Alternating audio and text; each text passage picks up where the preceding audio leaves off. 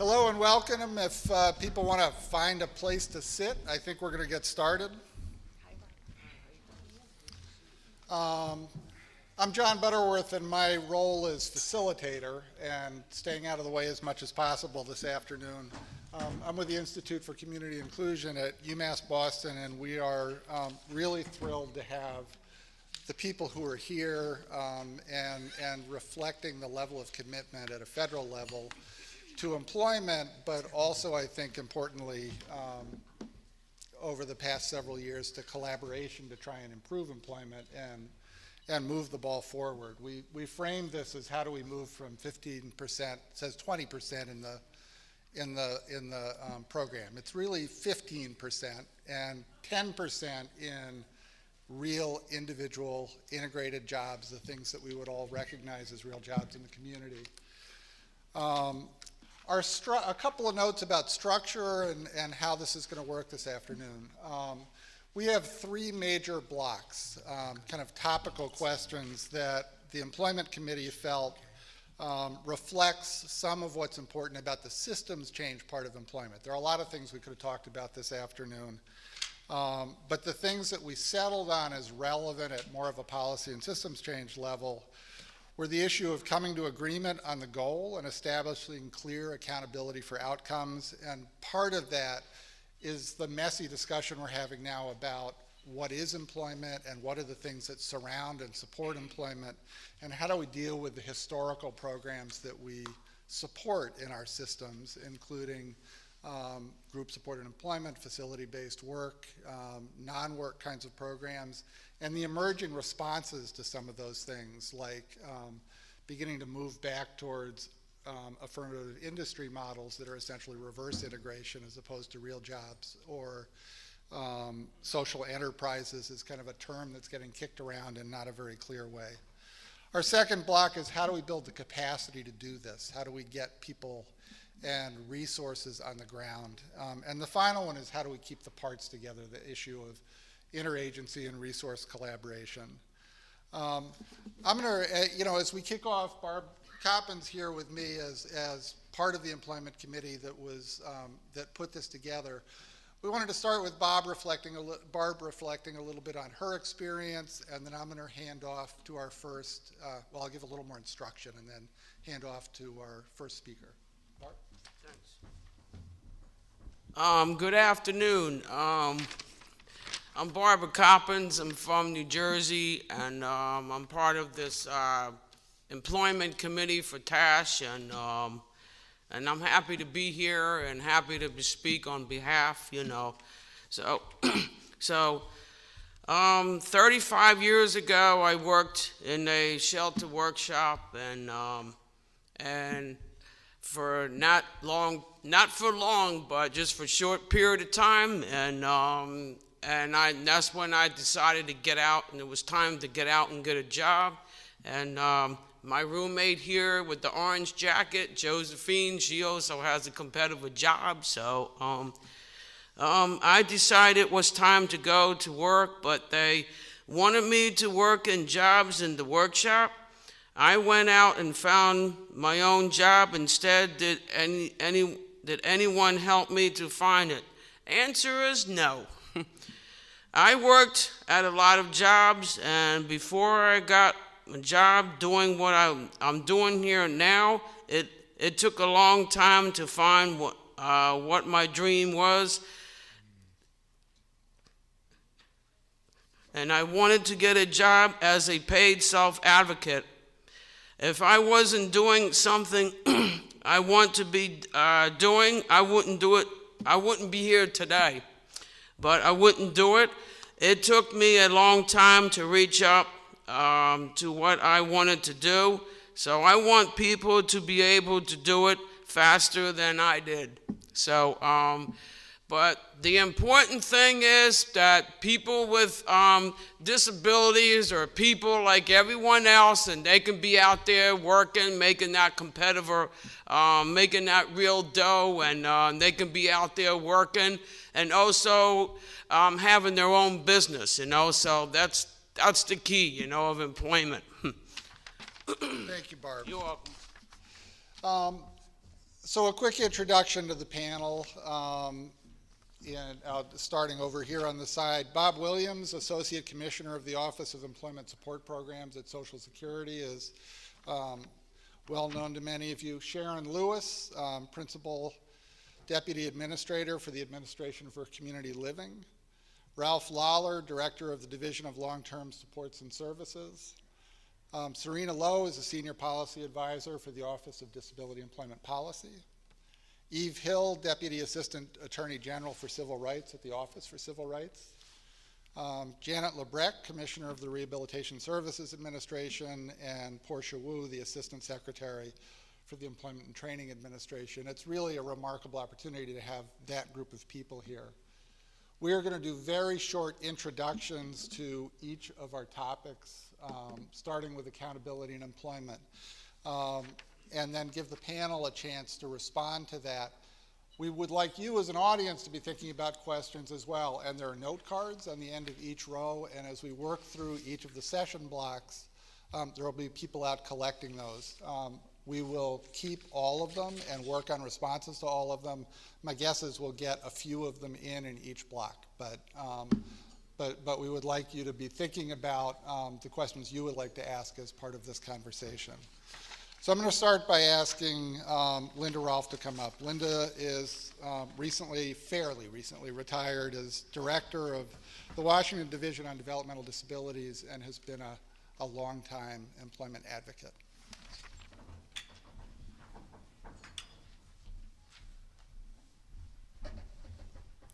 Hi, I worked in developmental disabilities for 44 and a half years, and the job meant a lot to me, and I want that experience the opportunity at least available for people, for everyone, everywhere. As a long-term government employee, I really understand the need for definitions.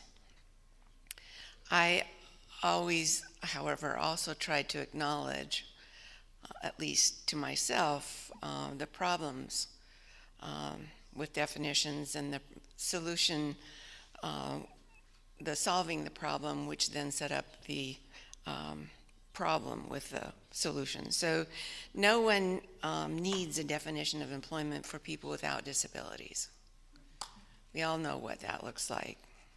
And as long as we need one for people with disabilities, we know we're not doing it.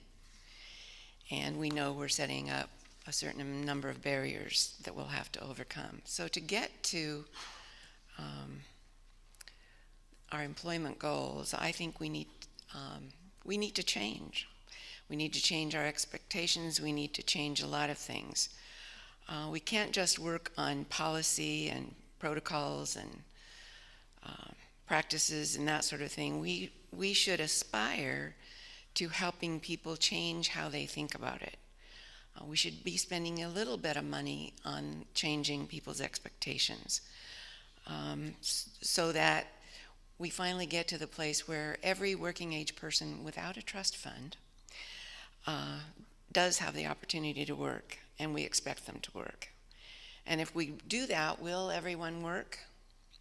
No. But we won't use race or gender or poverty or disability to explain or justify why people aren't working. When we expect everyone to be employed, employers will have to change. Some employers are already stepping up. For example, Microsoft has set a goal for employment of people with disabilities, and they've asked the Washington Initiative for Supported Employment to help them review and work on their human services practices and their contractual practices and policies. They've made those changes, and those changes have influenced how many people with disabilities they employ, but they've also influenced for the better all of the people who work for and with Microsoft. You can go to Microsoft.com and link to either diversity or supported employment and see some of the things that they're doing. Employment agencies will have to change. And I think some of us need to think about this, because there are employment agencies for engineers, for CEOs, for teachers, for IT people. There are employment agencies for people with disabilities. We call them service providers. We need to invest in them to up their game to employment agency status. We need to call them what they are, and they need to act out what they're doing. Competent, innovative employment agencies are the bridge between employers and people, all people, but particularly people with disabilities. And they also support employers to change their policies and practices so that they can tap into this extraordinary workforce. We need to hold school transition programs accountable for success in indicators 13 and 14. As long as people leave transition, and in some places never enter, leave transition without jobs or strong work portfolios, we have lost huge opportunities to inspire, to have an effect on how people think about employment and people with disabilities. We've wasted a lot of money in doing something that doesn't result in the change or the outcomes that we want. And we continue to lose good workers to wasted lives. In Washington, the King County has changed the way it works with school districts and with the vocational rehabilitation people. And through those changes, now 65% of the people that King County works with who are in transition programs and leave transition or within 6 months have jobs, 65%. Prior to these changes that were made in the practice and the curricula, 12% exited with jobs. Real jobs mean real hours, real wages. People can't get to a real life with typically 4-hour work weeks. So we need to up our game. We need people to be working at real jobs with real hours and real wages. We have to change the way we think about work. We have to respect work as a way of getting many of our internal as well as external needs met. And as such, we should expect working age people to work, and we should be paying and expecting to pay a living wage. As a society, we need to change our expectations in lots of ways to go from 20 to 70%, although I think the goal ought to be 100%, or at least the typical numbers that are typical unemployment numbers. Thank you. I appreciate your.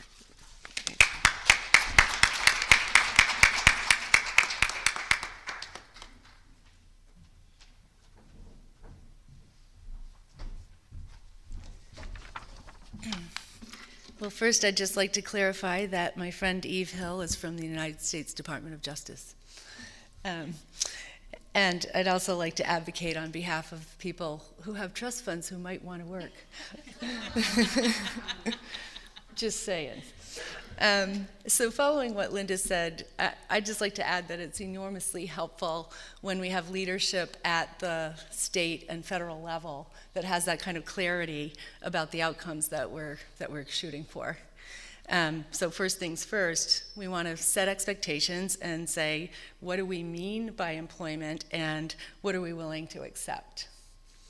The what are we willing to accept is the part that gets a little dicey. I think everybody knows what a real job is when they see it, but sometimes when we engage the conversation about what does that mean for people with disabilities, for some reason we get into us and them land and we start to come up, we lose sight of what the outcome's supposed to be. So our measures for employment need to be the same as how we measure anybody's job. How typical are the conditions of somebody's work for people who are working in terms of the way people are paid? Are people doing a job that's valued by themselves and by the employer? Are they having performance reviews and opportunities to advance? Are they working in the same settings where everybody else who does that job generally works? So, but I think we're in a really exciting time, and I'm always mindful of, it's like in the Chinese culture when they say, we hope you have an interesting life. Interesting can be, and same as exciting, can be kind of scary and kind of be great. But I think, the Department of Justice is clarifying what the ADA integration mandate means as it pertains to employment. And I think the Rhode Island settlement is a particularly well-crafted, good framework for accomplishments and for setting expectations for what do we mean by real jobs, and particularly for transition age youth. CMS is in a good position to clarify what we mean by real jobs. They're in a good position to get that ball rolling. Their 2011 guidance said that the goal is individualized employment. We're not talking about groups. We're talking about real jobs, individualized jobs. And we need to hold people accountable to that. Education is reworking their outcomes and focusing on math and English, which is expected and good, but we also need to include employment as an expected outcome of successfully completing education, completing school. WIOA has some great language in it around discovery, customized employment, and transition from school to work, and I'm told that sometime after January we'll be getting additional guidance on that, which will be great as it's rolling out, clarifying for Voc Rehab what customized employment is, for example.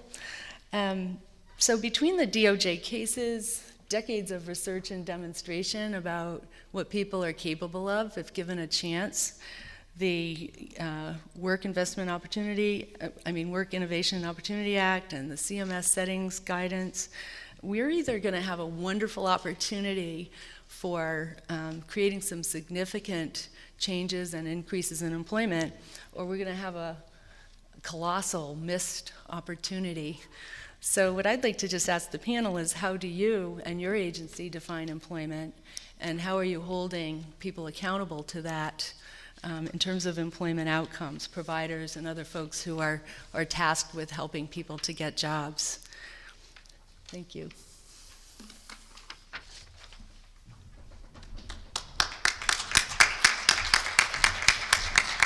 Thank you, Ruby, and thank you, Linda. And Ruby framed kind of a starting question for how we understand employment and how we think about accountability issues.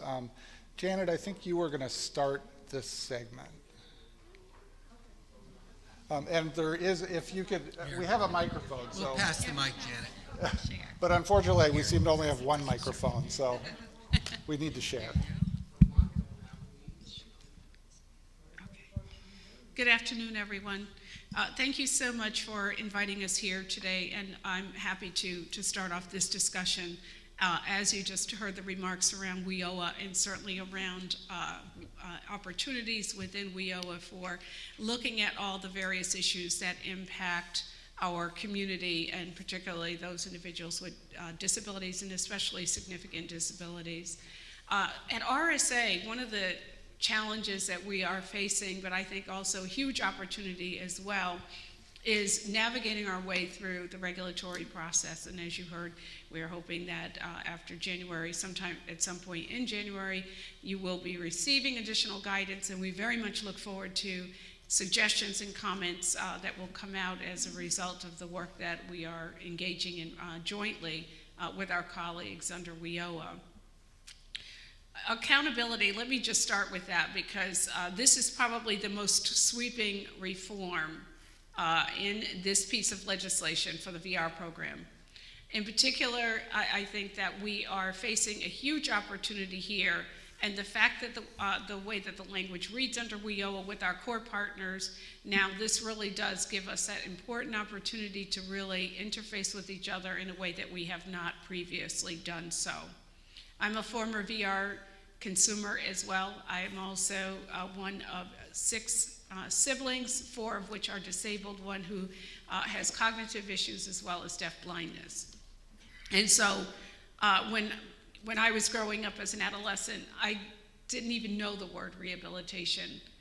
And my family, I think, exhibits rehabilitation. I swear to God, we were the ones who invented it. When you look at the nature and the extent of the disabilities in our family, so it was a natural progression for me to come into this field and want to be able to contribute in a way that was valuable.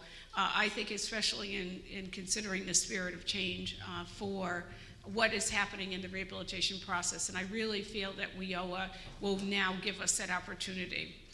We are changing, RSA is changing the language. We're working on the regulatory language around outcomes and what does competitive integrated employment mean.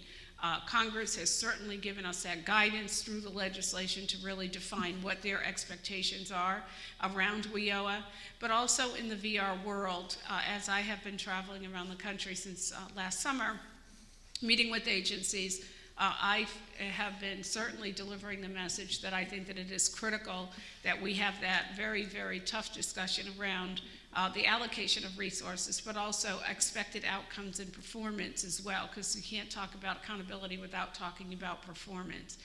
WIOA giving us the opportunity to look at those pre-employment transition services for those transition age youth and looking at the expectations under that and the guidance that we will be providing to the states around that particular issue as we navigate also through the regulatory process, that we are looking at all of those issues. Looking also at business engagement, business partnerships, and looking at what we are now going to be doing in partnership with our core partners under WIOA, folks at the Department of Labor as well as the others. All that work and working with the business community, I think, is critical to where we go from here today to really positioning both the programs, but most importantly, how we position and prepare our consumers for employment will be critical. We now know that the President has indicated and has issued the report on the job-driven training memorandum, and we know that not only the disability community, but our general work population is facing a crisis, a skills crisis in this country. We have an obligation, now that we have WIOA in place, to ensure that both our counselors as well as our provider community as well as our consumers have an understanding of what those skills are today, what skills will be viable, where the high demand and in-demand employment opportunities will be for them, and having the ability to work with other agencies in a capacity and in a way that does not reflect what the past was, but in fact reflects what the future is for agencies as well as for individuals who need our services. We have been spending a great deal of time certainly educating and raising awareness with our own VR community of practice and ensuring that they have an understanding as we do navigate through the regulatory process to ensure that, first of all, there's a whole different message under WIOA, and that we have to find a way to deliver the services that we have historically delivered to the disability community in a very different way. A way that is inclusive, a way that is comprehensive, in a way that is individualized and customized for the disability community. And that the expectation is that we will be moving forward in that capacity as WIOA has given us the outline in this new law. And that partnership extends specifically to our business partners as well as our federal, state, and local partners who will interface with individuals with disabilities. And we need to do this in a very comprehensive way. So we've changed our own monitoring process to date to reflect these changes. We actually did that far before WIOA was actually passed by Congress. And we changed it primarily to change the messaging so that the discussion around outcomes, what is an outcome, and how are we defining it, how are we ensuring that our agencies are going to be accountable for it, and who are the partners in this process as we strive to achieve those outcomes, are some of the reasons why we changed how we actually monitor the state agencies. In addition to that, our partners who are at the table providing those core services to individuals with disabilities also are dealing with changes around accountability. Agencies are no longer, and nor is RSA specifically, issuing grants in the same way. And as we change our grants to reflect more innovative approaches to the resources that we do allocate, we are also changing the expectations about what we receive back from those grantees who are the recipients of those resources. And that there is a great deal of change in both how we write it, as well as what we are expecting back, as well as how those grants are implemented and how the services are in fact delivered to the disability community. For the disability community itself and the consumers, there are nearly 1.5 million consumers who are served and apply for VR services each year. The expectation has to change as well.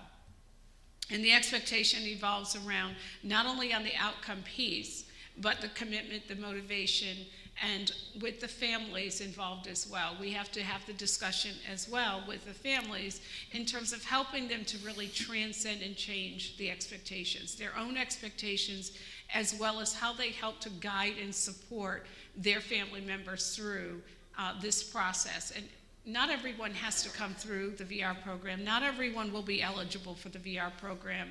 But I think the overarching challenge for all of us, whether it's the VR program, whether it's business, whether it's our partners delivering those services, has to get eventually to the same point in place and time so that we are working under one definition that truly does reflect the fact that we are thinking very differently and delivering these services in a way that are going to be result driven. So I'm going to stop there for a moment, and I'm sure that there'll be other questions, so thank you very much. Thank you so much, Sure. Janet. Sure, and let me just remind people, if you have questions, pass them to Lisa, or Ruby's going to be available. If you want to direct them to a specific panel member, please make that note on the top. Thanks, So, David. yeah. This is Portia Wu with Employment Training Administration at Department of Labor. I'm sorry for jumping in, but I can only be here today. I apologize for the first part of this conversation. I wanted to really follow on Commissioner Lebrecht's comments, because I think this, and this is sort of getting to some of our topics later in the session too, this issue of partnership and coordination, and also making sure that for accountability purposes, we are measuring the same thing, is really at the heart of the Workforce Innovation and Opportunity Act, WIOA, as many are calling it.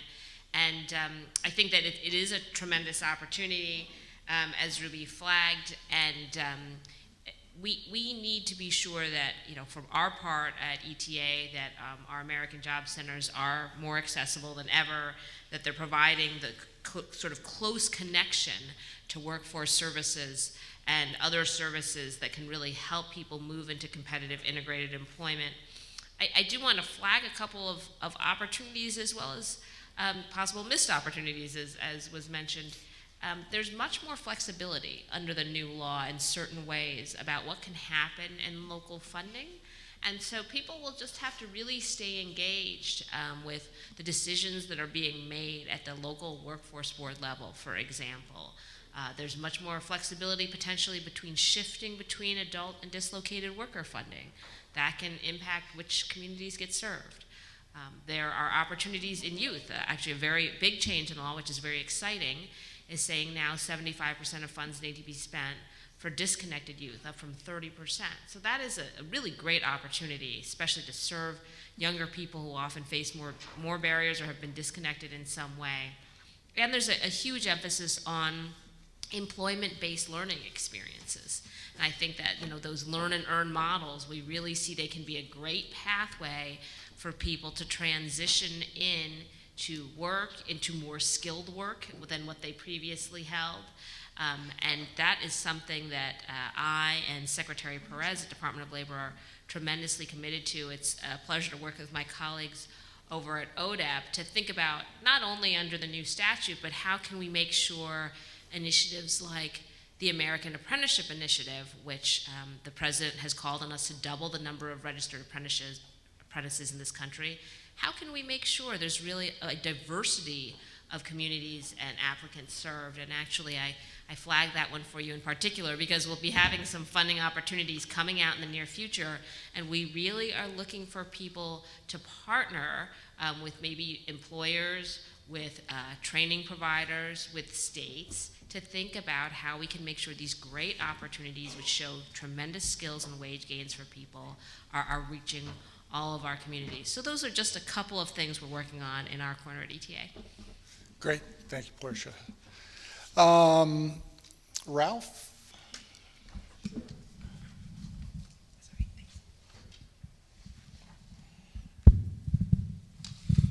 So I'd say a couple things here. Number one, with regard to how we define employment, I would reference you best to the September 16, 2011 informational bulletin from CMS on employment, and tell you that that informational bulletin modified the pre-vocational services and supported employment definitions to ensure that volunteer work and other activities that are not paid integrated community employment are appropriately described as pre-vocational and not supported employment services.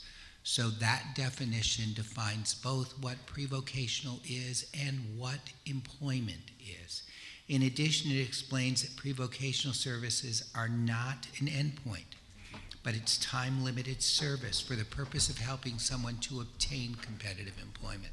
So that informational bulletin called out some very specific points with regard to employment.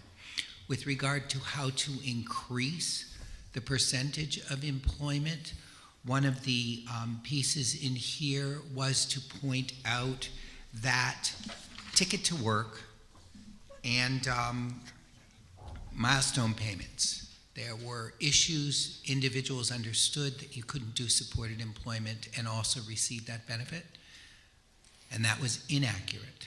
They can be used simultaneously, and that was an important piece that was also called out in the bulletin. There is a service called supported employment that states can choose to include in their waiver programs, and many states do choose to use them in their waiver programs to supplement what is available through the Division of Vocational Rehabilitation generally. And it is a solid service that can be used to move us to where we need to be. The last thing I will say is this: the new regulations, which were published in January and became effective March 17th of this year, clearly say in person-centered planning, the state must ensure the setting is chosen by the individual, is integrated in and supports full access of the individual receiving Medicaid HCBS to the greater community, including opportunities to seek employment and work in competitive integrated settings.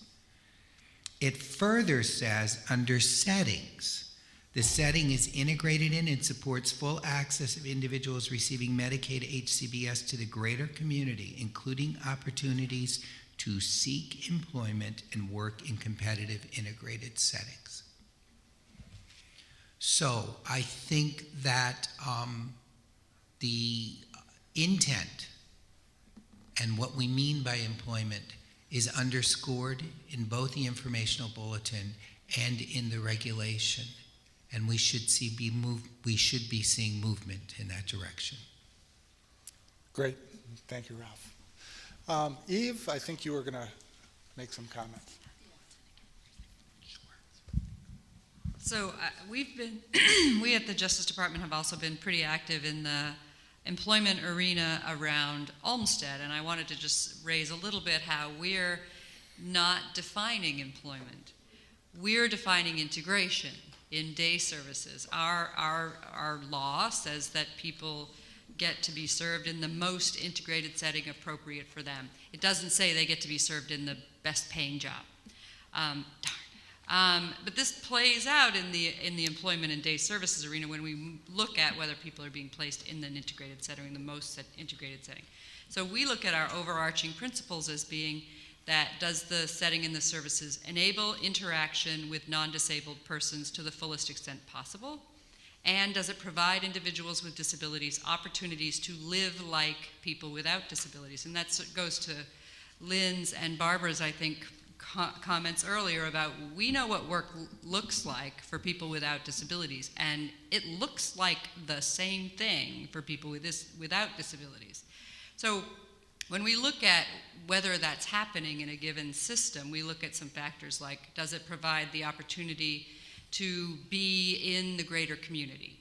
Is it located, physically located in the mainstream of society? Does it offer access to the community surrounding the setting?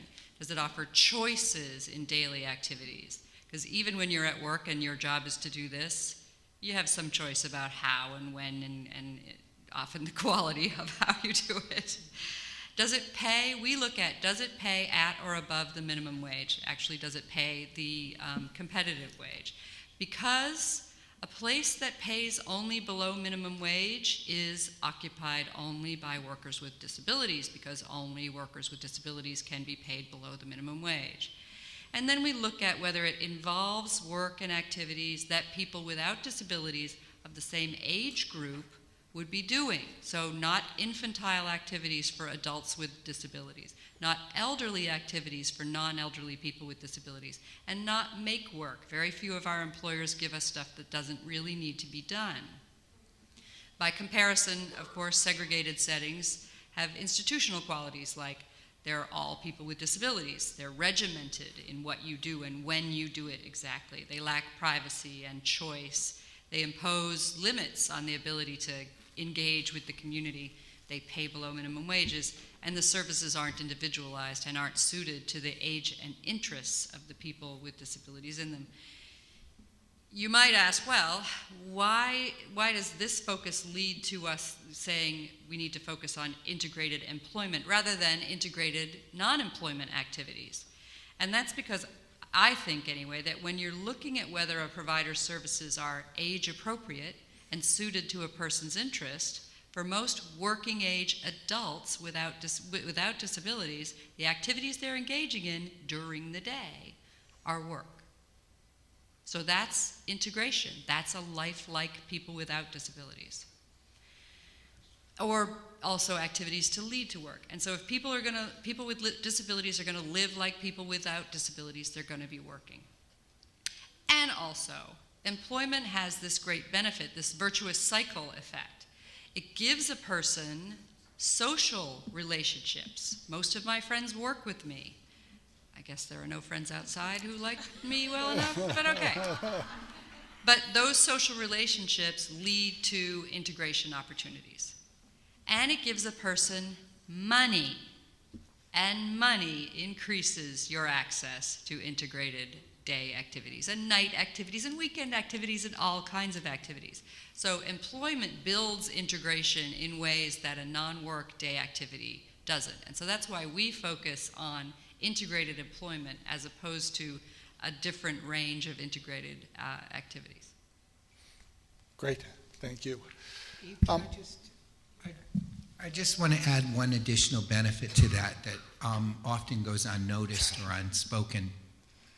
The health and welfare of an individual who is in a fully integrated setting is certainly increased. There are more individuals with more expectations and more understanding of what a full and complete community life should look like, who are more willing to report when that is not happening and when there are issues involved. So rather than increase an individual's susceptibility to harm or welfare, it does just the opposite in the most productive way possible. I do have a couple of questions, and other panel members may have comments as we wrap up this section, but a couple of questions from the audience. The first, and I think, Portia, this comes from your comments, it sounds like you're encouraging advocates to press local agencies if we're not seeing partnerships and innovation and flexibility. And maybe like the other part of that is that what you're asking for, and how to do that? I think so, yeah. You know, this is a sort of important moment in the implementation of the Workforce Innovation and Opportunity Act. I mean, of course, advocacy always has an important role to play, but right now, states are in a posture where they're going to start developing their strategic plans, and those are plans across the core program. So under the law, that's adult, dislocated youth programs, and Wagner-Peiser Employment Services at Department of Labor, and it's also vocational rehabilitation and adult education at Department of Education. So states are really thinking, and local areas are thinking about how to bring that whole system together to work together in a better way. So it's a very important conversation that you want to be part of.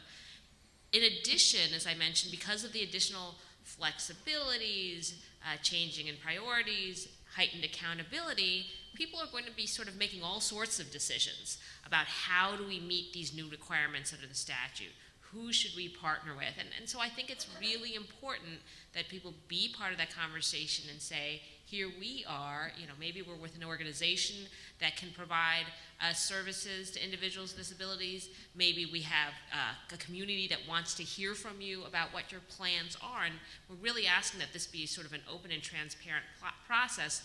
But that doesn't benefit people if people don't participate in that dialogue. So I think it's a very important time to do that. Thanks. Good, thanks. Sure.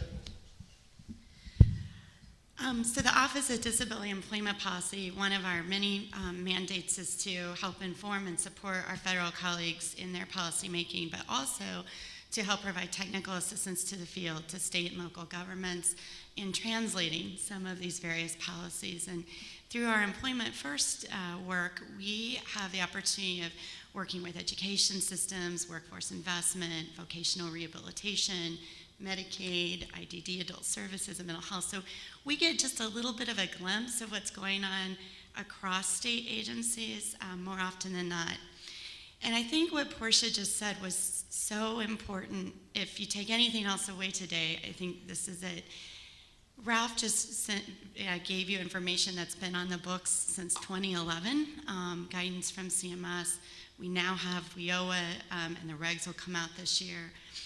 All of this policy is working really hard to send a very consistent and synergistic message to states that they should be as flexible as possible with the use of services and resources to get to those optimal outcomes that all of these respective statutes say in very plain English: competitive integrated employment.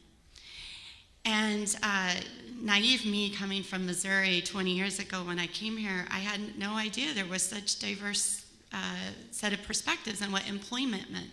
Because I kind of grew up and everybody was expected to get a job and do what you had to do to get the job you wanted and work really hard. And unfortunately, I want to give you a couple of examples of the conversations we're hearing at state and local levels that give me pause, and why I think you guys play such a critical role in making sure that guidance and new statutes and regulations are really implemented with fidelity and within the spirit that the federal government intended.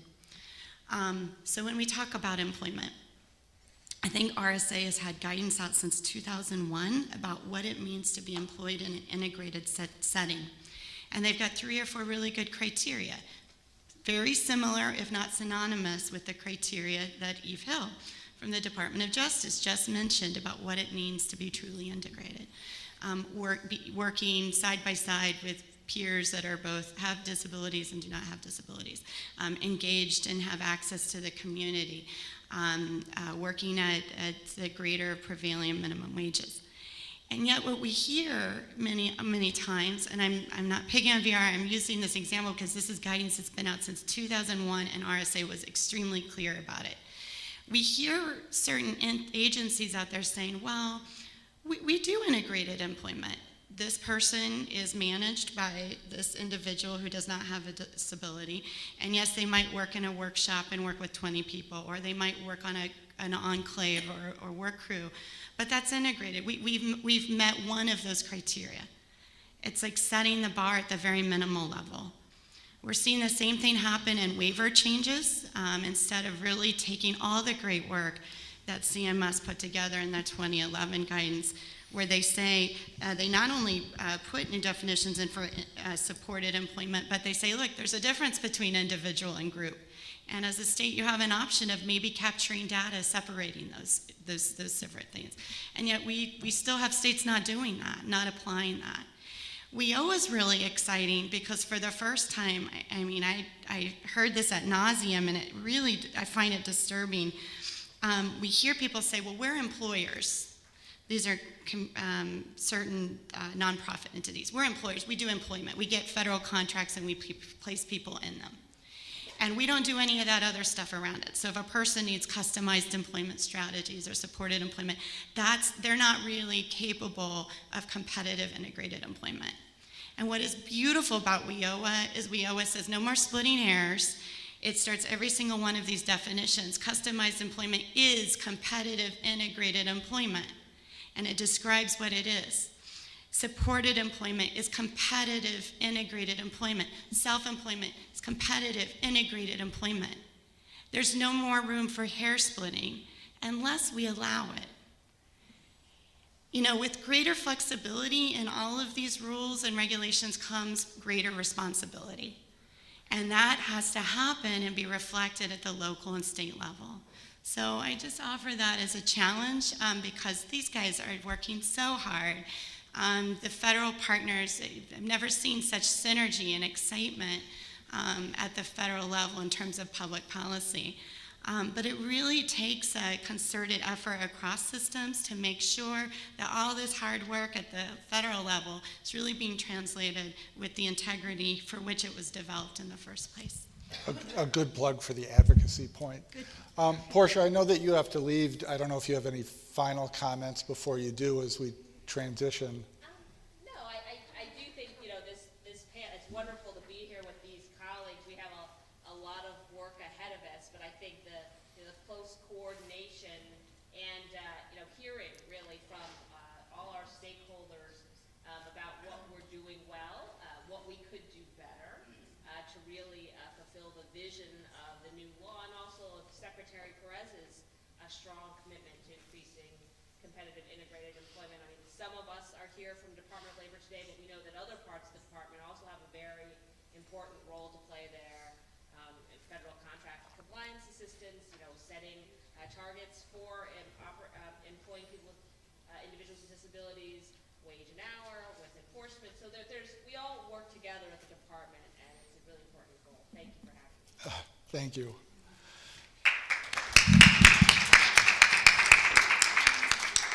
I have just a comment. It wasn't framed as a question, and it's something that maybe we can come back to when we get to the final kind of question block. But it's if employment training and supports for people with IDD or significant disabilities should be done like an employment agency, do we have a double standard requiring the medical standards and care standards under CMS as a source for paying for the service? And I think it's a challenge and maybe something to come back to as we get to our interagency segment.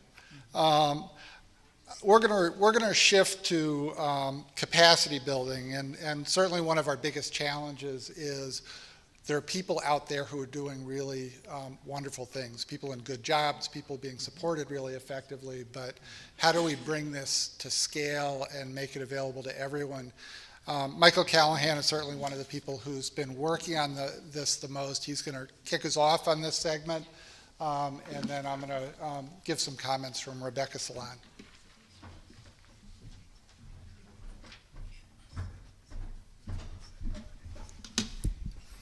Thanks, John, and thanks very much for being asking me to be a part of this panel. It is an honor to do that. And I want to start by echoing, Serena, one of the things that you just said. I'm a former board member of TASH, and out in the field, I've had the opportunity to do consulting in all 50 states and the District of Columbia, and I can tell you the cooperation and coordination among the agencies represented on this panel is truly making a difference in the field. People have this sense, I think, that you guys are pretty well all together, and they can't go hide under, DOL if RSA is pushing them, or they can't hide under Social Security if DOJ is pushing. It's really unprecedented, and as a member of TASH, I really want to appreciate and tell you how much it means to have you guys not only being willing to be here, but actually doing the coordination and cooperation that you talk about. It really makes a difference for capacity building in the field. Keep it up. So thank you very much on that.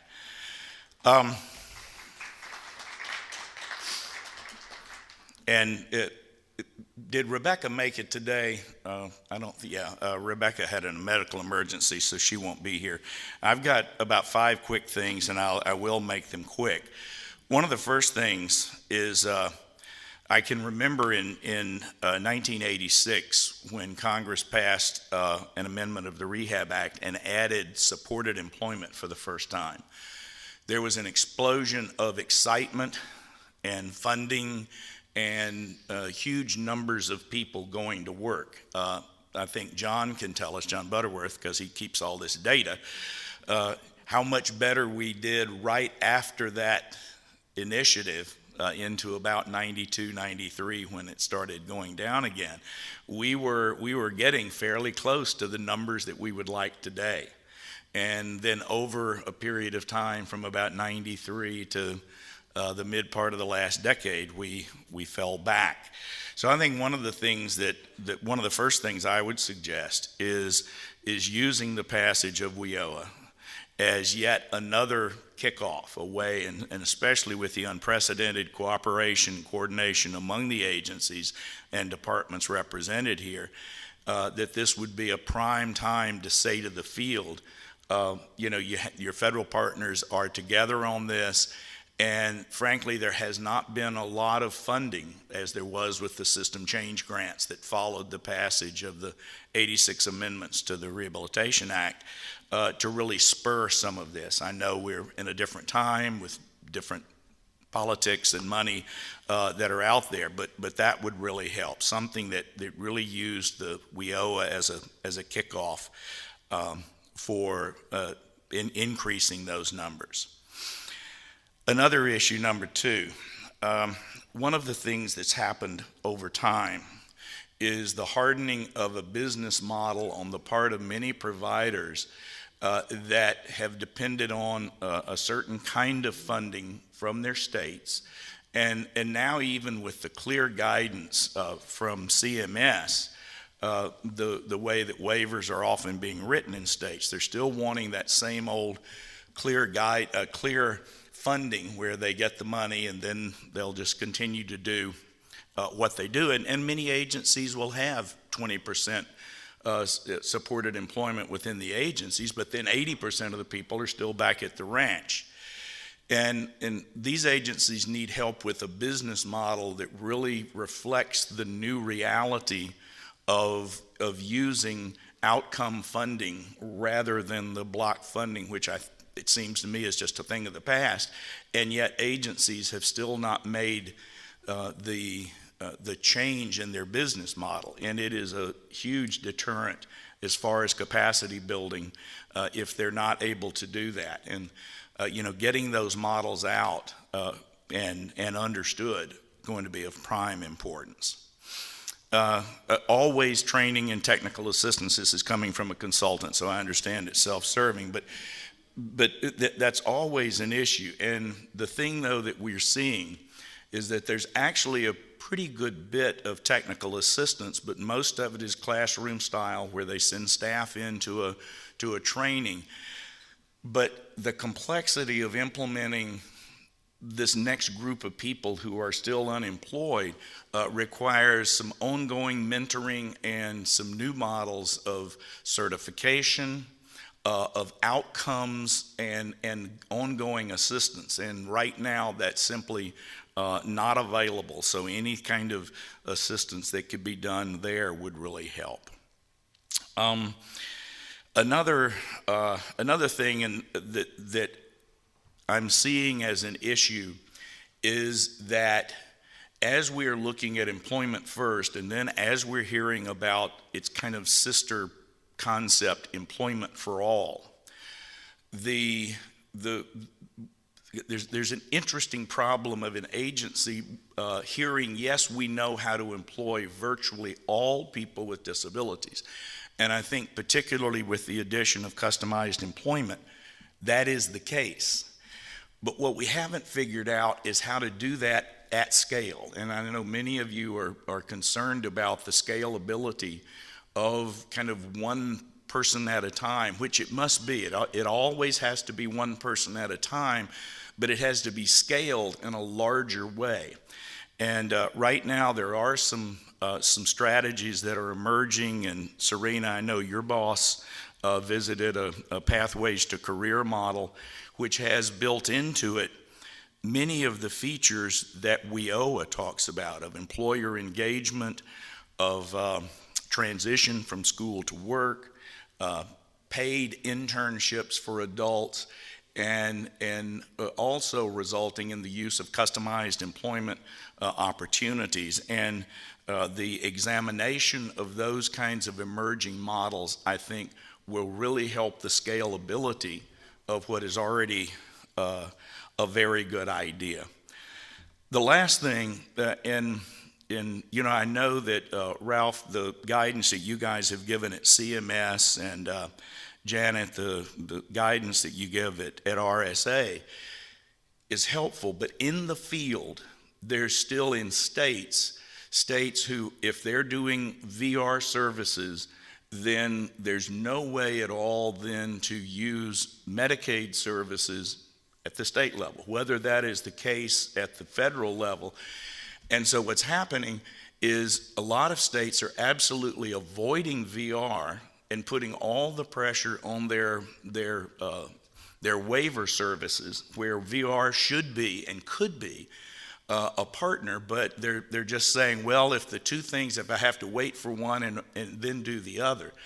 Now, I understand there may be stipulations that the same funds cannot be used for exactly the same service, but any assistance to help states understand the distinctions, if there are any, that we can actually braid, not blend, but braid, rehab funds and waiver funds through CMS would be a huge way to help with capacity building in the field.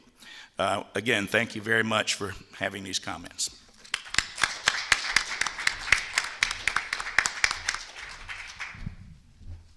Thank you, Mike. As Mike said, Rebecca wasn't able to be with us today, but she did frame some questions. So I want to summarize some of what she had prepared for today.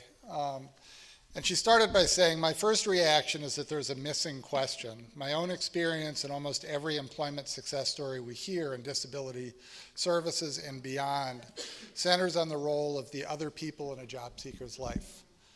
The reality is that most people with and without disabilities get jobs through their networks. So if 80% of jobs are filled without being advertised, perhaps the other question is, what are the implications of this fact when we think about bringing employment outcomes and supports to scale?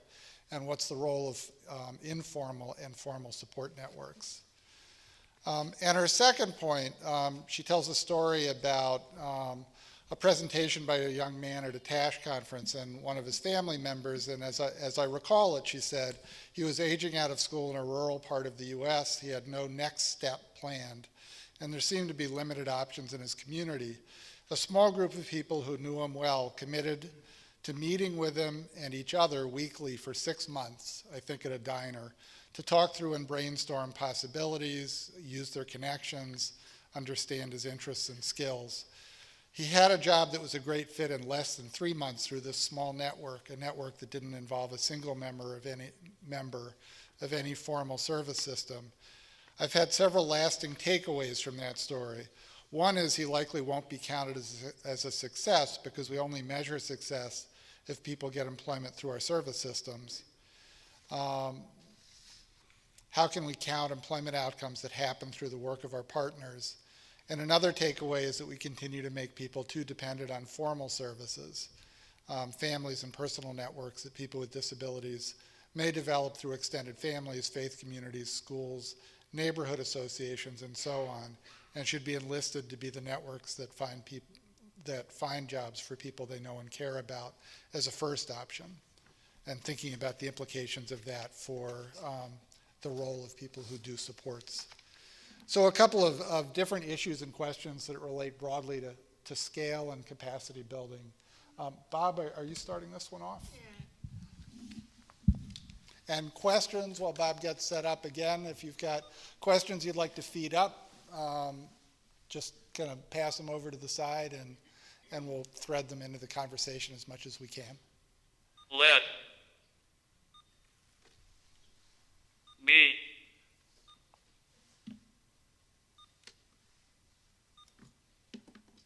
tie the two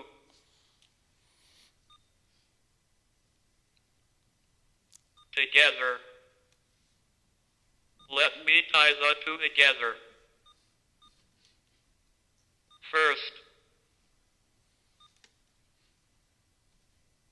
with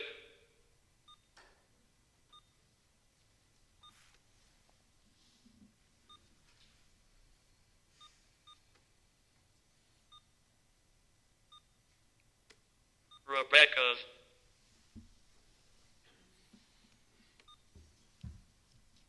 we know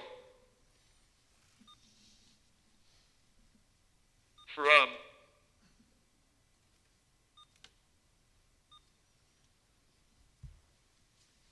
experience and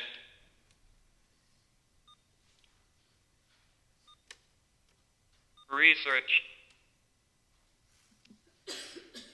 that having networks and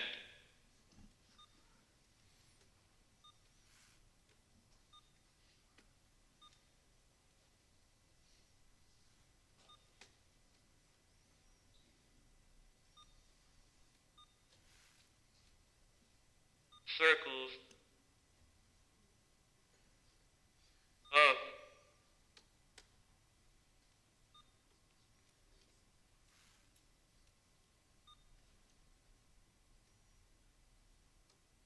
supports is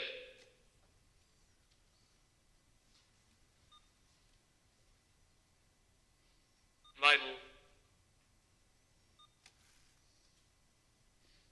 So,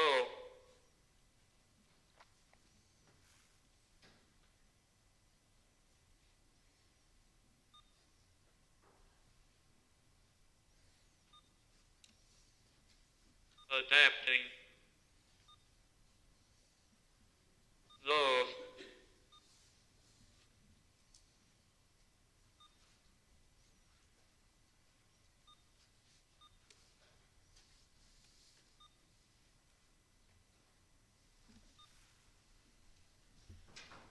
approaches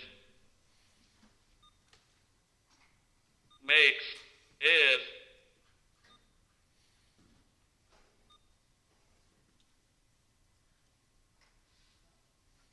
sense. First, with Rebecca's, we know from experience and research that having networks and circles of supports is vital, so adapting those approaches makes sense.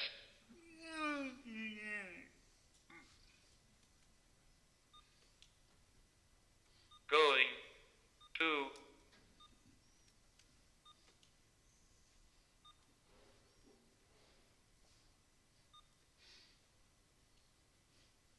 scaling up 28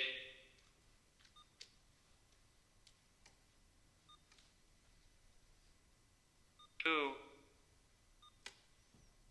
things that have not come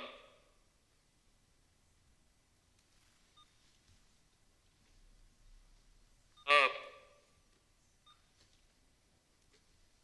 as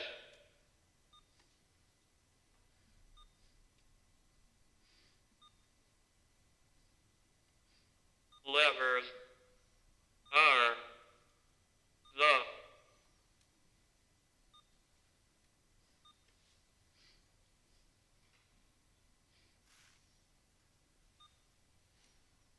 Section 503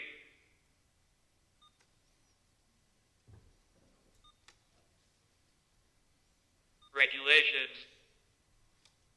and the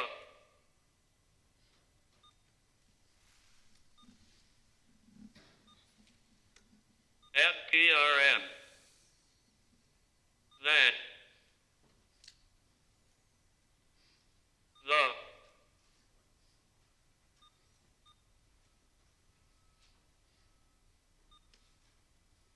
EEOC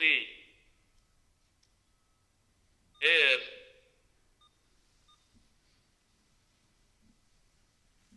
working up on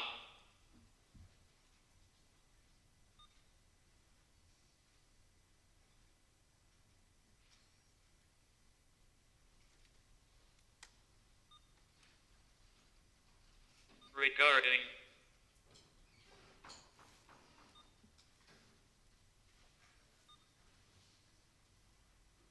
federal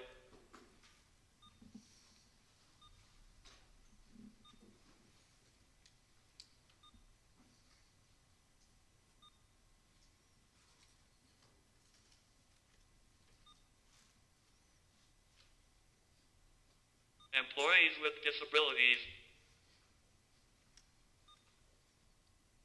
together the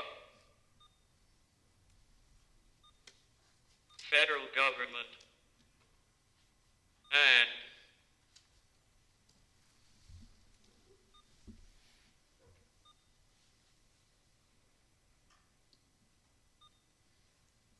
federal contractors employ a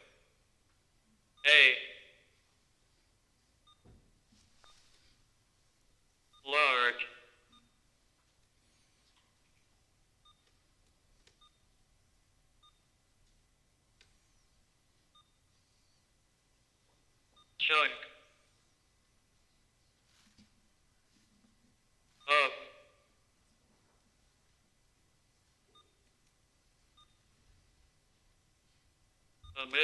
chunk of American and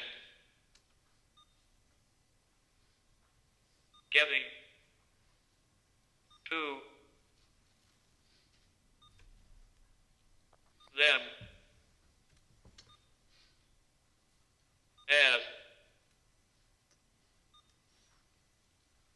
as ready, willing, and able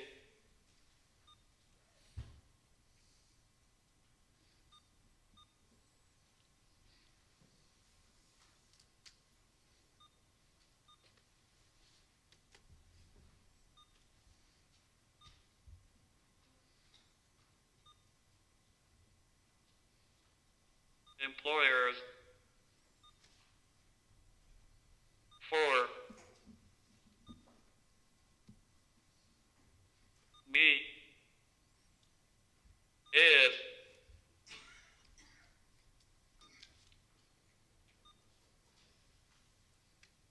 priority one.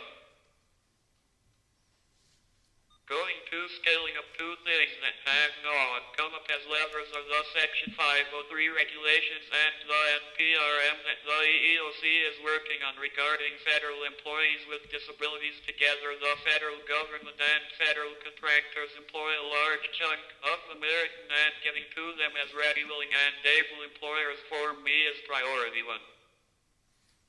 Thanks. Good. Shifting the focus a little bit. Thanks, Bob. So I wanted to answer a question that Mike brought up initially around this question of VR and Medicaid that comes from many of the states. And we've talked about it extensively at the federal level. But to be clear, there is nothing in the Rehabilitation Act or the Social Security Act, the defining statutes or the regulations for Medicaid or VR that prevent an individual from being eligible for both programs simultaneously. There is nothing. And any state that is telling you that you can't do both needs to come to the attention of our federal partners, because that is not the case. As was said, the services cannot be duplicative, but that doesn't mean that they can't be braided and occur simultaneously as long as people are not paying for the same thing. So, for example, best practices include the Medicaid agency and the VR agency sitting down with the individual at the point of eligibility. In some states, for example in Maryland, they've established categorical eligibility for people with developmental disabilities, and I think blind individual, mental health, thank you. So I think that there are ways to do this, and if the agencies sit down at the state level and the providers and the case managers sit down together with the individual and determine what are the goals of the individual through a person-centered planning process, there are ways to bring these resources to bear that achieve the goal that are not duplicative. So maybe Medicaid pays for discovery. The plan comes back over to VR. VR helps with training, initial implementation. Same time, Medicaid is providing other inclusion supports or day hab services or other things in order, depending on what the individual needs. VR helps them get a job, and then Medicaid can come back in with supported employment to provide the services over the long haul. There are ways to do this. If your state is saying it's either or, they are wrong. Okay, so we want to be really, really clear on that.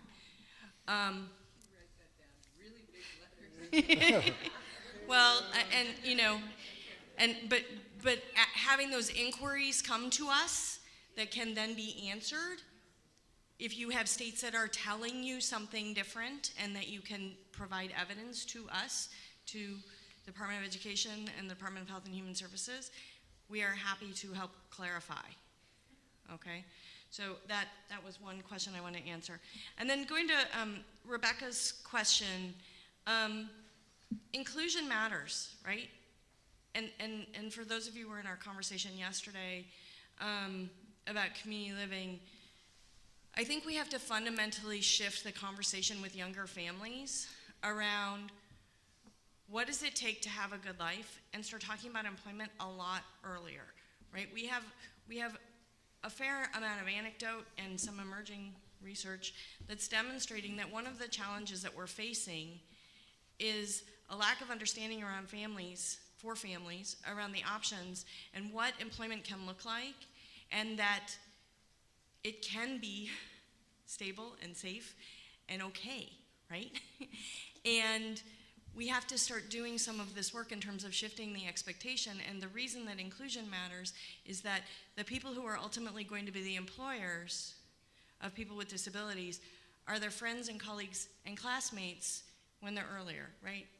I know I'm preaching the choir, we're sitting here at TASH, but I think that we can't underestimate how important that is, and how infrequently, because families are so caught up in this year's IEP or this year's IFSP, we don't talk about what is the ladder that IFSP or that IEP is building towards in terms of post-secondary options, career options, and long-term. It is not just this year's battle for inclusion, it is this year's battle for inclusion that is then going to create the opportunity in the long run. And I can tell you that there are very few families of 4-year-olds who are thinking about why it matters today in terms of what happens when they're age 21. And we have to reinvigorate that conversation, because we are never going to get there if we don't. And we have to fundamentally change the conversation from just what do you need and what are the services you think you need, to what is it going to take to have a good life? And what are the dreams and how are we going to get there? And the service system is going to be part of that, but the service system does not provide a good life. The service system can support a good life, but there is a difference in that conversation and that question.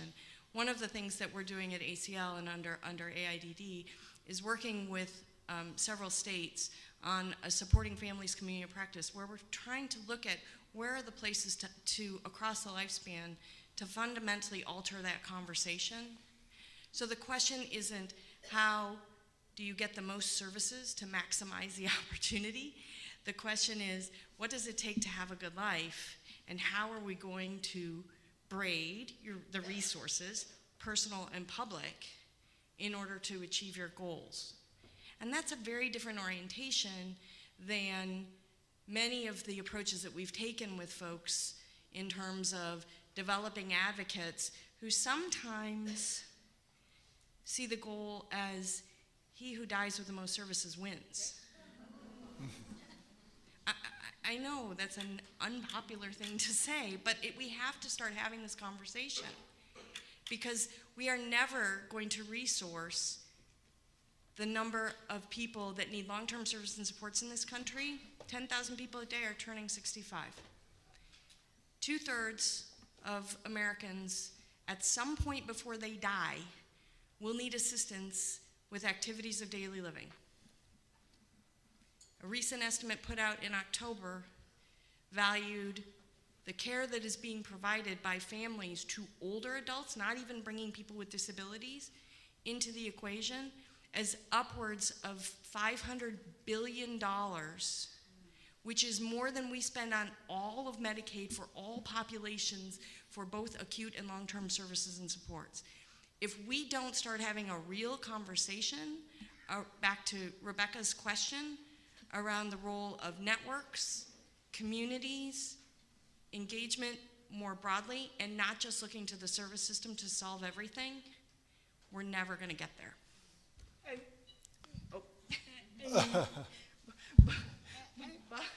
You want a minute? Yeah. Okay. 2 things. Back in the day. The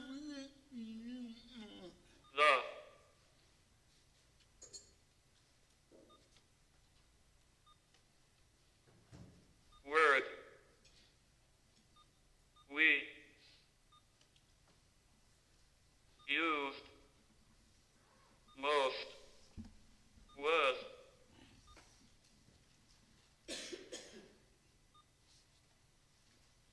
opportunity. Now it is services. 2 things. Back in the day, the word we used most was opportunity. Now it is services. Second,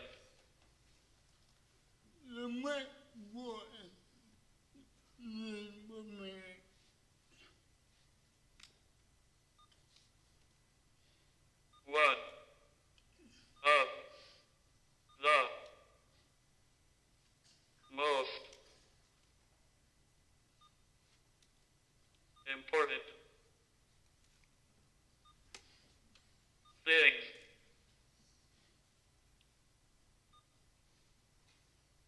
my parents and I had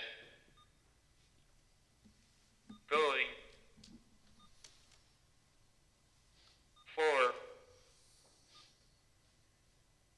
us was when I was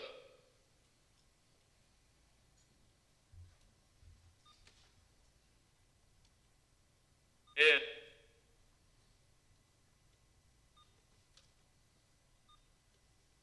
high school.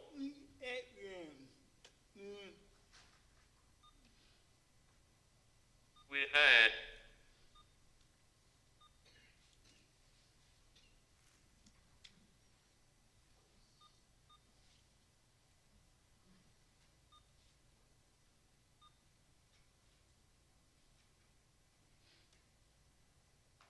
friends that were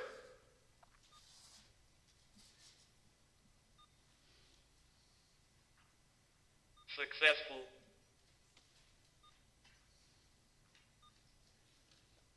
Adults.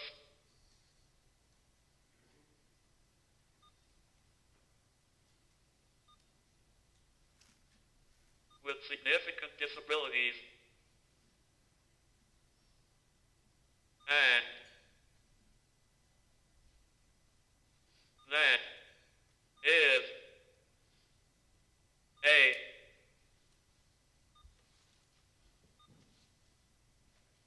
major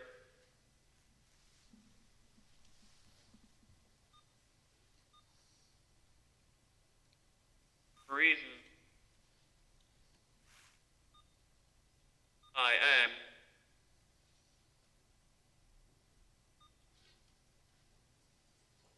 here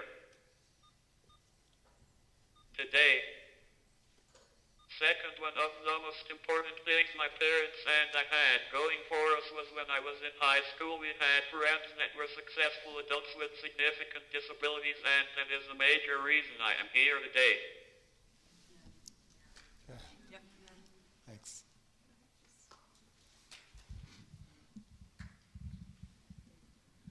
I'm going to follow up with a couple things.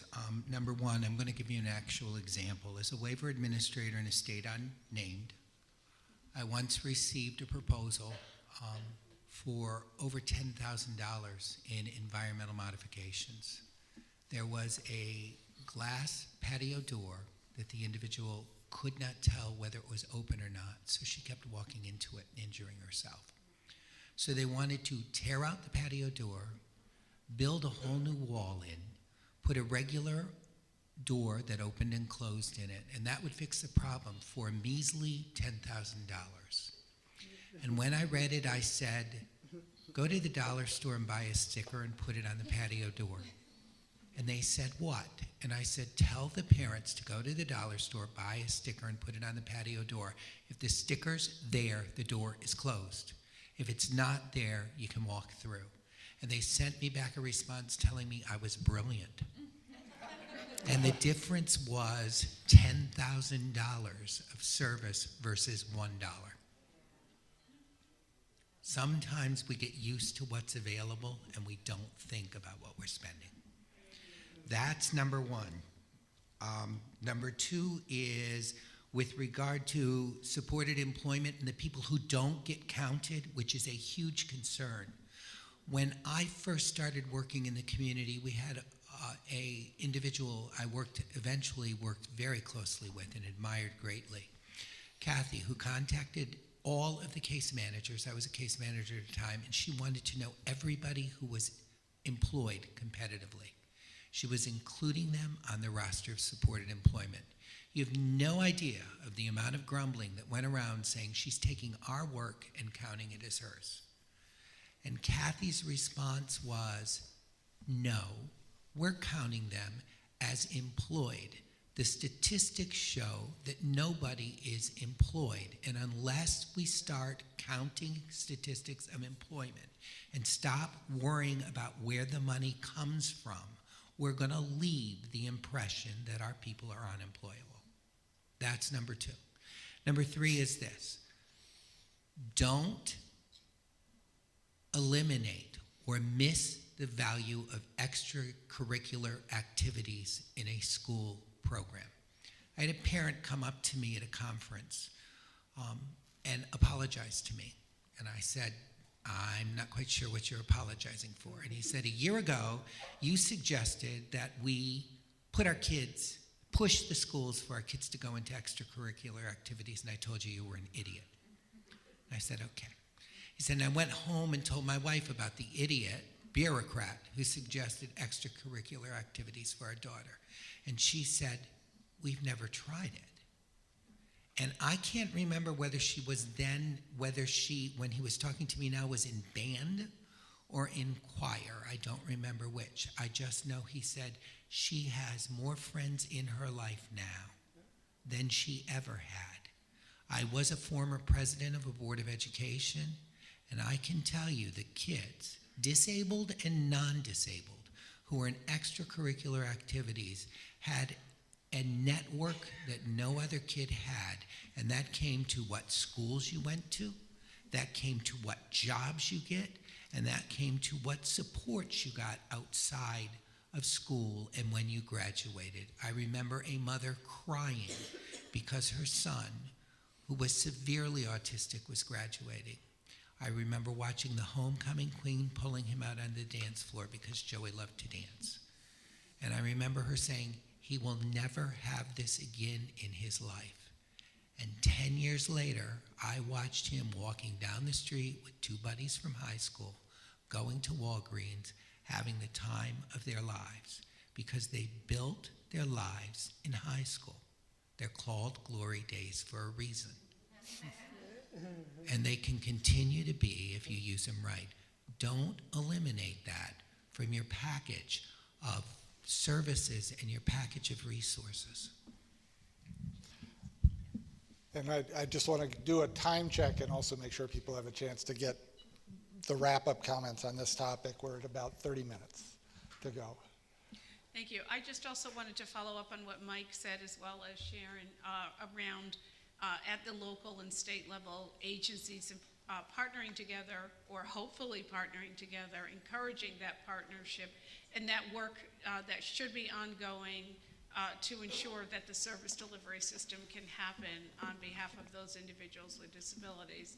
And Sharon is correct in terms of looking at, the mechanisms that are in place.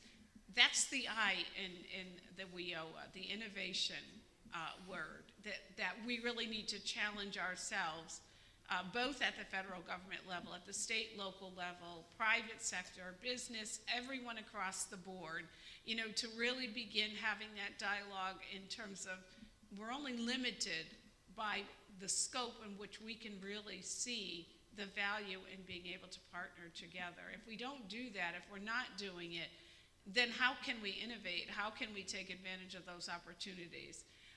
Going back again, and this also relates to partly what Mike was saying around some of those issues that happens at those levels. With regard to technical assistance, and John mentioned this as well, and I mentioned earlier in my remarks, and I just wanted to follow up with stating that in addition to changing our monitoring process at RSA and how we measure and how we look at outcomes for the state agencies and looking at how they're performing, but also looking at the mechanism of partnerships as well. Are they getting those partnerships? Are they establishing them? Are they documented? Are they actually effective? Because it isn't enough to go around collecting partnerships like I see some folks collect business cards. It means that it has to be an effective strategy, and that strategy needs to be working. Is the partnership active? Is it making a difference? We just recently launched our first technical assistance center, getting rid of a previous model that really was beneficial for the times, but certainly was not meeting the needs today of what the disability community need. We launched our technical assistance center. ICI was the winning recipient of that grant, and that technical assistance grant will focus very, very heavily around both in combination of WIOA as well as a job-driven training initiative, so that it really does challenge the technical assistance and guidance that will be coming from ICI, with supporting those agencies and looking at outcomes, looking at accountability, looking at performance, looking at ways that they are in fact ensuring that their employees are ready, prepared, that they're skilled, and that they can engage at a level that will make a difference in their outcomes. And that is not the end of our technical assistance or guidance by any means. We will continue to change how we put out our guidance. We will continue to provide examples, positive examples, looking at those strategies that are working across the country so that states have the ability to actually benefit from them. Contact states. We need more and more concrete examples of what's working for one state. Why isn't it working for another? And how can we, in fact, benefit and customize it in another state so that, in fact, that it does work for them in their respective states? And then finally, there was a lot of discussion today about education and the need for educators as well as for the special education program, families, consumers, any key stakeholder, to really have access to the resources that are going to be critical to helping them to leverage their own process and their partnerships. And at RSA and OSEP, we have launched a joint technical assistance center as well, so that we can begin that technical assistance and guidance to all the states, so that we in fact are at the table jointly in meaningful discussion and dialogue and strategies that will lead to changing not only the perception, but the effectiveness in helping those states really have the resources and guidance that they need to in fact change how those partnerships are both leveraged, both in the IEP process as well as in the community, and looking at ways that they can employ those strategies that are going to be really truly effective and inclusive for the students, particularly for those transition age youth who are very important, as you all know, now under WIOA.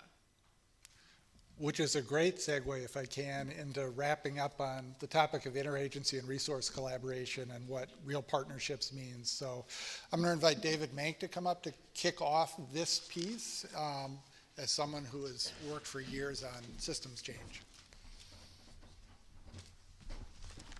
Good afternoon. The first thing I want to do is thank the panel for being here. This is a huge investment of your time. And more important than that, I want to thank you for being here and speaking with one voice. That may be more important than we realize. You know, we've heard a lot from other speakers today, so I want to reprise a couple of issues and raise a couple of questions. I tell you no secrets when I say there's a lot of disappointment about the unemployment of people with intellectual and developmental disabilities and this riding at 20%, and how do we get to 70%. And to frame that another way, I was on a committee for another conference talking about planning certain sessions, and someone suggested a session on employment. And the response was, it has to be about more than admiring the problem. And so stepping here today, you know, my question is, what do we need to do to get beyond admiring the problem? And so I'm raising the question for all of us is, what's different now that gives us the possibility of moving toward that 70%? And I want to point out several things that I think maybe are different at this point in time that could be potential game changers. Because in addition to the continued investment by RSA, the Social Security Administration, ACL, and the Department of Labor, we also have the new Workforce Act. And especially, I just want to reference its emphasis on transition, number one. Number two, we have language that we have never heard from CMS. And number three, we have all of these agencies speaking with one voice. Those things are different at this moment than they were in 2008, 2010, and 2012, and I think are potential game changers. So in the area of interagency collaboration and resource braiding, I want to point to one thing in particular, and that is transition from school to work. For this reason, if we had been better a few years ago, 20 years ago, at making sure that people leaving school left with either serious post-secondary education or a job, we would be having a different conversation today. So while I think this goal of moving from 20% to 70% is just right, I have to ask, maybe we should prioritize making sure that 90% of young people coming out of schools get to the spot they really want to be after school. If that's a really good post-secondary education, fine, or if that's a job for an awful lot of these things, even more important. I also bring that up in the context of this subpart of this session to say, I think that's a special place for interagency collaboration and resource blading. It's the only place where we can get special ed, Department of Education, intellectual and developmental disability, CMS money, and VR money, all in the same spot at the same time, which makes it another special place. If we do that, perhaps in a generation, this has a different discussion going on in this room at a TASH conference. Finally, I think there's another spot for interagency collaboration that's kind of unique. When I look at what we're good at collectively in this country, and we try to solve problems and design strategies for employment of people, we're really good at interventions one by one. Meet an individual, we'll figure out something that may take some research, may take some work, may take some serious development. We'll figure it out. I have a lot of confidence in the machine that creates the individual interventions and the research that goes on. I have a lot of confidence in the machine that creates the demonstration projects. that show that it can be done with a small number, maybe even a medium-sized number of people, and that we can go from 5 demonstration projects maybe to 50. I don't have much confidence in the machine that gets us from 20% to 70%, because I think there's a science of implementation that we simply need to learn more about. And so the rhetorical and not so rhetorical question may be, from an interagency collaboration standpoint, can we work together to build a better science of implementation that gets to broad implementation of great ideas that we know work? I want to thank you again for being here, and look forward to the continued discussion.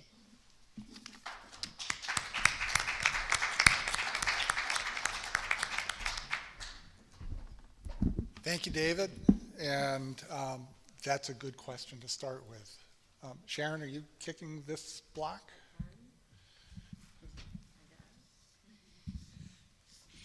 So thank you, David. And it's the age-old question, right? We've been very, very good in many of our agencies in funding demonstrations. I look at Bob and think about what the Social Security Administration has tried to do. You know, I look over at Serena and think about what ODEP has tried to do, and I look at our own agency in terms of a lot of demonstration work that has gone on with the challenge of scaling up continuing to be a problem. I also think that we have a real opportunity under WIOA with the processes that are occurring right now in terms of regulations. The home and community-based settings regulation that makes very clear where things should and can go, as well as the different expectations of youth. I know we talk about this, but I don't think it can be underestimated in terms of this generation who've grown up under all the good work that has gone on for the last 30 years, that have a very different set of expectations because they've had IDEA, the Rehabilitation Act, the ADA, to support them in having those higher expectations.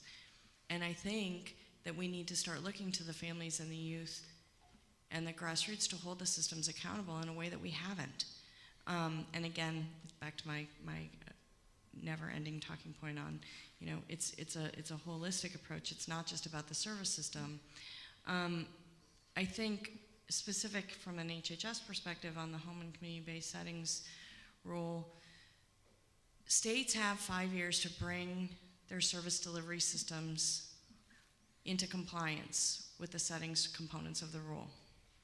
There is an opportunity in that context to say, there are things that we are no longer going to do immediately for kids exiting school. Okay?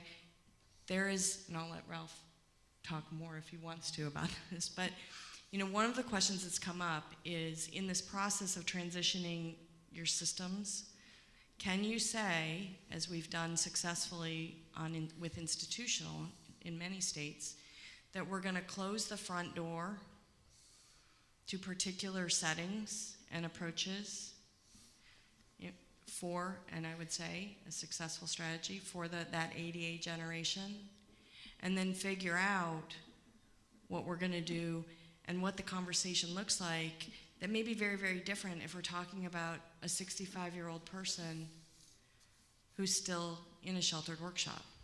Those can be two different conversations, and I think there is a real opportunity to make some of this real by bringing all those pieces together. The opportunity that Sharon referenced with regard to the transition plan is a vital opportunity that most people may not know about or appear to be missing.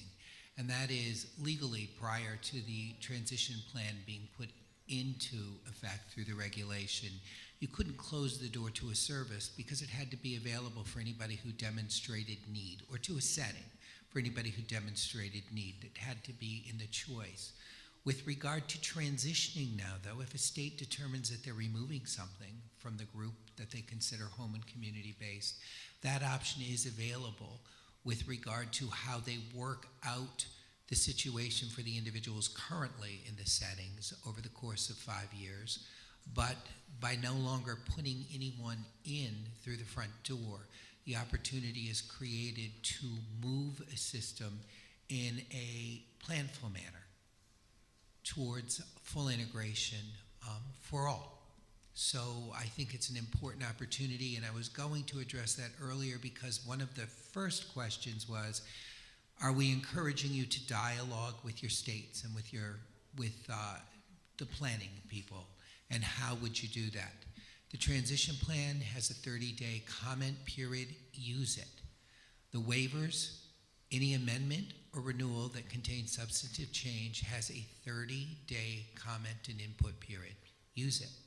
It's open now, and it's useful for you as a service provider, for you as an individual receiving services, for the states, for all of the stakeholders. It's available. Make it something that you want it to be. Thank you, Ralph. Not yet? Okay. Can I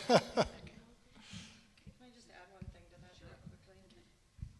So specific to what Ralph's talking about, I was just looking in my email because I just got an update this morning. There are 15 states who currently have their comment period open as we speak, as we're sitting in here. And if you are not commenting, please do. If you need to understand more about where your state is in that process, actually the external advocates have put together probably the best tracking website that's out there, and it's hcbsadvocacy.org.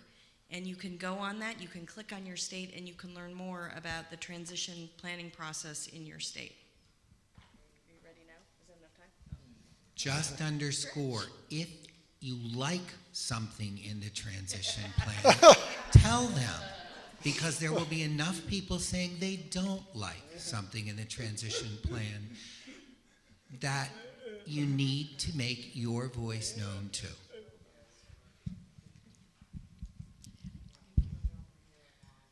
I was also going to encourage folks to please, while we are undergoing this regulatory process, this is a good opportunity for your voice to be heard there as well. And we are doing joint town hall hearings. There is a calendar that is up on the DOL website. All of our core partner agencies are now linked to each other on each other's pages, which is fantastic. And the calendar is there, inviting you to participate. There are consultation calls as well. We are traveling jointly when we have those actual consultations in person to various states, and we would love to see as many people there as possible. This is your opportunity to really have some input and for us to hear your perspective about these changes. I also want to encourage and cannot underscore enough the importance that when you're back in your respective states, or when you're working with your partners, whether it's workforce development, whether it's VR, doesn't really matter, but when you're at the local level, please be cognizant about not only discussing what isn't work, but please share the positive outcomes as well. Let the local officials know what is working and why it's working. And particularly in those examples where there are multiple entities coming together to work together, it is incredibly important, and that we tend to focus on what isn't working as opposed to looking at those models that are working. And we need to obviously focus on what is not working, and we're hoping that through WIOA that will give us that opportunity. But please don't forget about the things that are working in those success stories, because it's those success stories, I feel very strongly that when you share those, that is very helpful, particularly for families, for agencies, for business partners.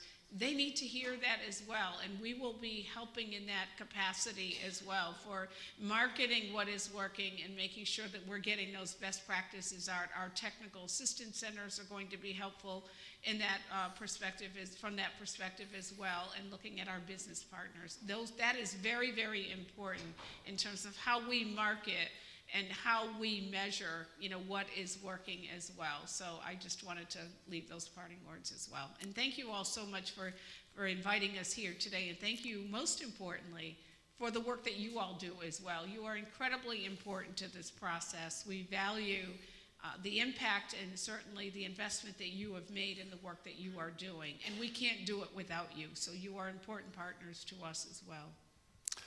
Janet, while you've got the microphone, I've got an audience question that was directed to you. And I think it speaks to the issue of interagency coordination and braiding of resources and interagency work, particularly for individuals who are supported by the TASH community. The question is, how can we help you help VR serve people with the most severe disabilities more frequently and better? And what will it take to make determination of VR eligibility, I think the intent here is to say much less of a problematic part of the process? I think a lot of that goes, particularly around ineligibility, is awareness raising and educating. And that when you are hearing those stories, as Sharon said earlier, please let us know. One of the things that I am doing is, as I travel around the country, when I get invitations, I'm asking that they not just invite me to come and talk to their group, that I also would like external partners there as part of the presentation, that I would like to hear from providers, I would like to hear from employers, I would like consumers there. I would like to be out in the field, and states have been really highly responsive to that, and I have seen some great models where people initially were thought to be ineligible, where they are now working, and agencies and partners are now working together. And so communication is critical. If you are continuing to see examples of that, please contact us. Please let your state agency and other partners know, because this isn't just a state agency issue. It is a perception issue. It is sometimes based on old information. Let each other know. Well, we don't think that that's correct. Is it possible? Would you participate in a call with us? We'd like to have a meeting. We'd like to invite RSA in. Please don't feel shy about doing that. There is nothing wrong with challenging a decision. Your consumers should challenge any of those decisions. I'm here today where I am because I literally threw my first counselor out my front door when I interfaced initially with VR. And I'm dead serious about that. I really did. But if I hadn't done that, I would not have gone to college, because I was told I couldn't go because no one else in my family had ever gone to college. And I wouldn't be eligible because I really didn't have the skills, necessary for those kinds of services. We can no longer afford to hear those kind of responses from VR or from any other agency at all. We need to challenge those decisions. These services, and I have told every group that I speak to, it is not about you.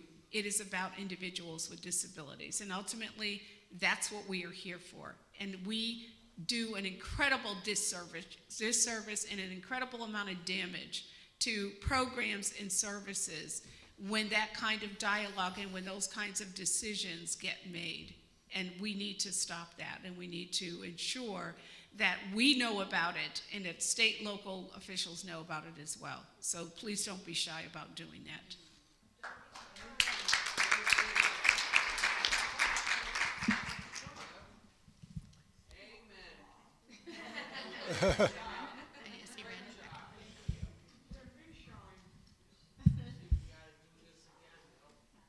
So there is no question we need to increase the percent of folks that have real career path employment that enable us to earn a better living and have the support that require. That said, we really and truly need to make the great leap by focusing on retention and advancement. If and I hear another provider or others pat themselves on the back because someone has been in the same low-wage job for 30 years, I will lose it.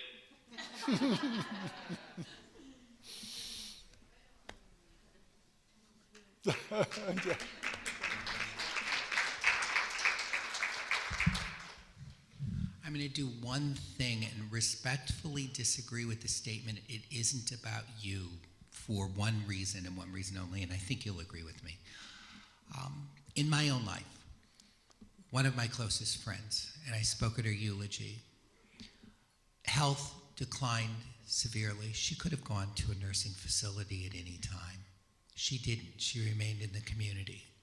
I watched Susan feel coins with her hands to give change to people while she worked in the snack shack with us to make sure the kids had a good amount of money for their homecoming and for the other things and for scholarships.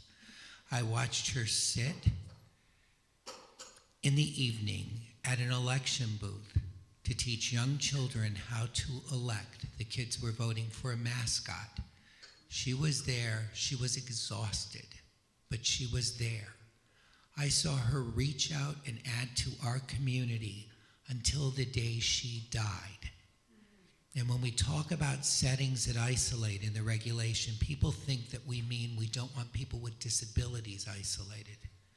I don't want to be isolated.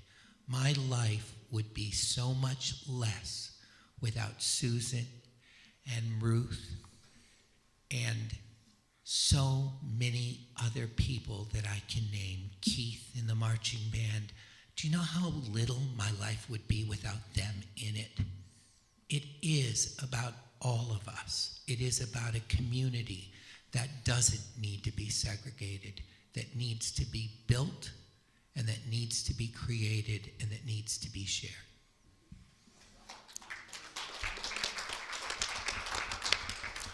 So we're closing in on the end here, about 5 minutes to go. I don't know if there are any final comments. I'm partly thinking Serena and Eve, because you guys haven't gotten the mic for this block, but or we can call it a day. But we have a few minutes. And if there are any other questions,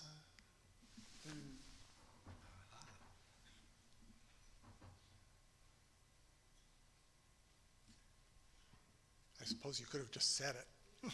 Go ahead. You have a loud voice?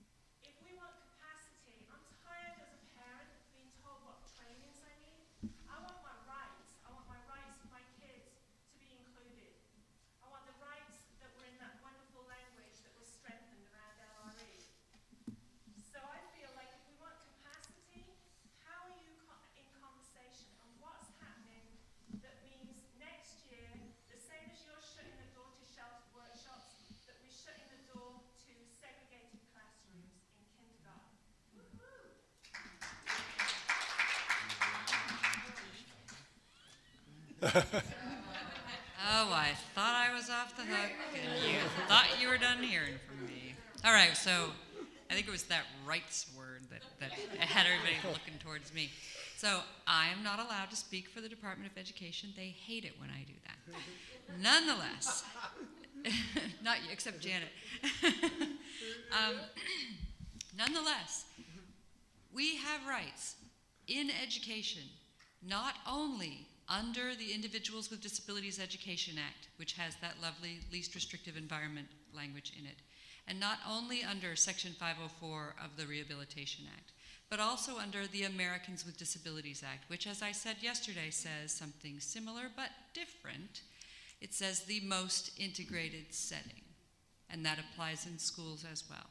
And as we recently with the Department of Education, recently stated in a brief, and then in guidance that we issued just a few weeks ago, the Americans with Disabilities Act can require things that are different from and in addition to the Individuals with Disabilities Education Act. So I think everyone should try to remember that your IEP is not necessarily the end of your rights. So there are things that the ADA requires equal access and equal opportunity. And if your IEP, as it will be, is aimed at meaningful benefit, that's the standard, and a free, appropriate education, public education, you need to also raise the issue of the Americans with Disabilities Act. that requires an equal opportunity and in an integrated setting, the most integrated setting appropriate for the person with a disability. So we need to be claiming all of our rights, and the Department of Justice and the Department of Education are ready, willing, and able to help with that. Thanks, Eve. Let me,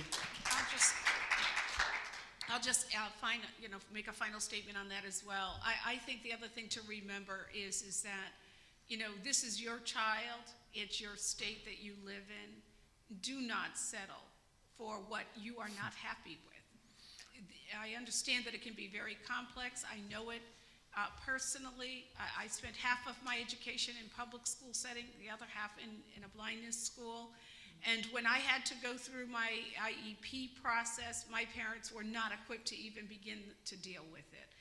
But do not make the mistake of settling for something that you know in the long run is not going to be helpful to your child, and in fact may be harmful to your child in the long run. Go to your legislators, get the legal support that you need, get whatever resources you need in whatever way that you can possibly do, because in the end, your child is what matters, and in the long run, they're going to benefit from that advocacy. And that, I can't underscore that enough. It really, really does make a difference. And I agree with you that we need to ensure, just as Eve said, that you're accessing those resources that are currently available to you under the existing laws, but also through the community. Reach out, get the support that you need, because these kinds of decision makings that are happening have a long-term impact, both with labeling as well as to future goals for your child. So definitely reach out for that support that you need. a couple of strong advocacy statements for us to close on. Let me just say for Tash and the members of the Employment Committee, what a privilege it is to have each of you as significant change agents here for this amount of time. It's a remarkable privilege for us, and for your work, David, I think it was, said your work to speak as one voice, your work to set high standards, not a low bar for what we're trying to accomplish. And I appreciate the focus on outcomes over services that threaded through all of this conversation. So thank you.